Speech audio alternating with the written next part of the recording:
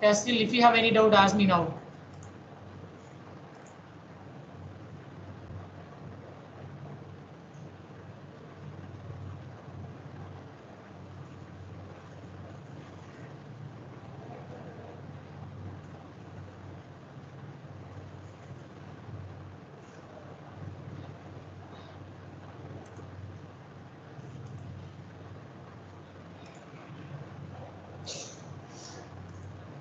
Just you need to remember dominant mode.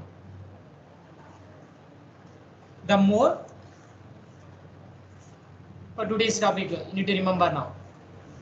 The mode having lowest cutoff frequency is called dominant mode. The mode having lowest cutoff frequency is called dominant mode. Degenerate mode means the modes having same cutoff frequencies but different field configuration. Or else you need to represent like in this manner also.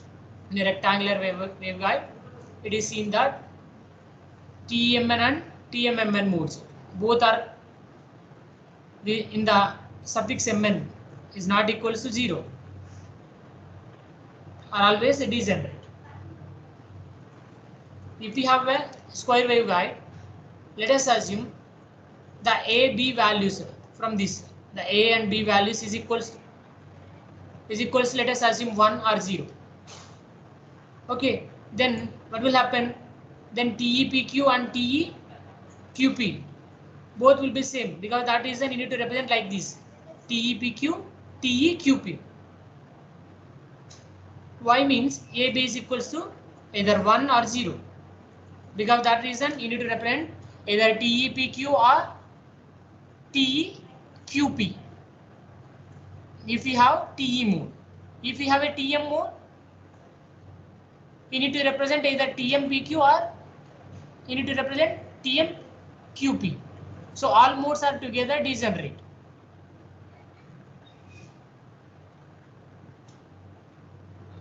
So this is the rectangular waveguide. Just you need to see. A is greater than B.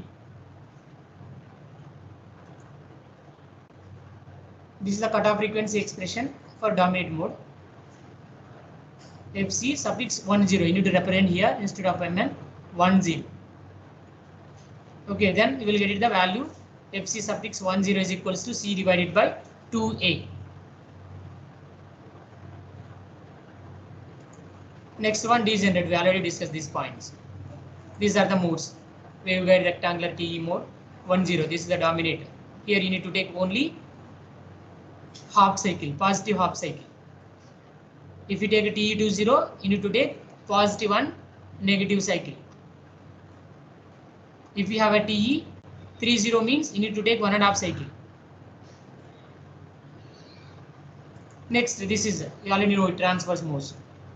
In the first class it seems we already know it. These are the transverse modes, TE10, TM11. This is a TE11. This is a TE10 dominate mode.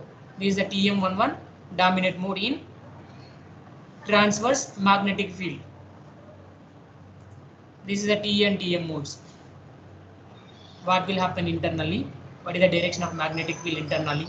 That and all you need to see inside the TE mode and TM mode. Next, group velocity and phase velocity. We already know it. From this expression, you need to define phase velocity. From this expression, you need to define group velocity. Next, group velocity, this is a general definition. If you want to represent group velocity in terms of velocity of light in free space, this is the expression.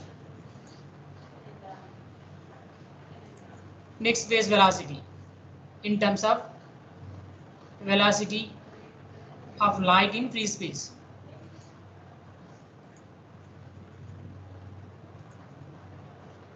Next, group delay. This is the expression for group delay. Then wavelength expression. You know the general definition also. For different waveguides will have different wavelengths. All waveguides is not having same wavelengths. Okay, each and every waveguide will have their own wavelength. All are not equal. So for calculating wavelength, I need to use this sinusoidal signal. You need to take lambda value like this, either like these or either like this. Next, impedance. You know it. In the impedance we have resistance and reactance. Includes both. We need to calculate. If you are going to calculate its impedance value, in the impedance we have three terms: input impedance, output impedance, and load impedance. From that we have a relationship Zin divided by Z0 is equals to Z0 divided by Z. So for calculating the input impedance or the relationship between impedance values with the help of this diagram.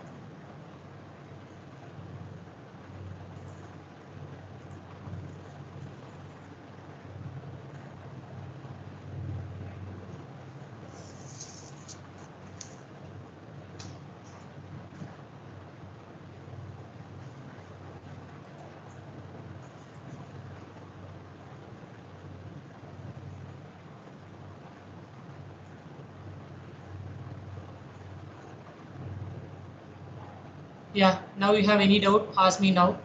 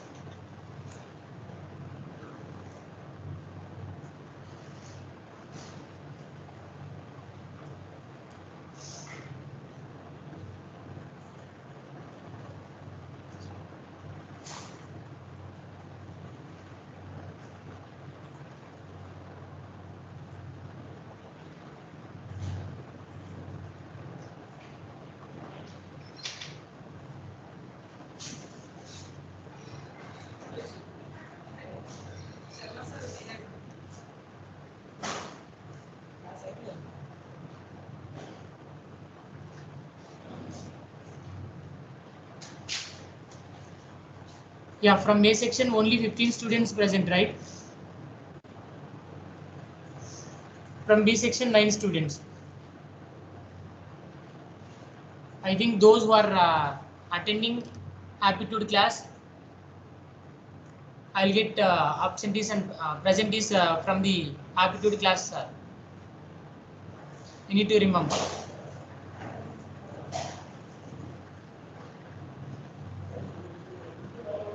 Thank you all of you.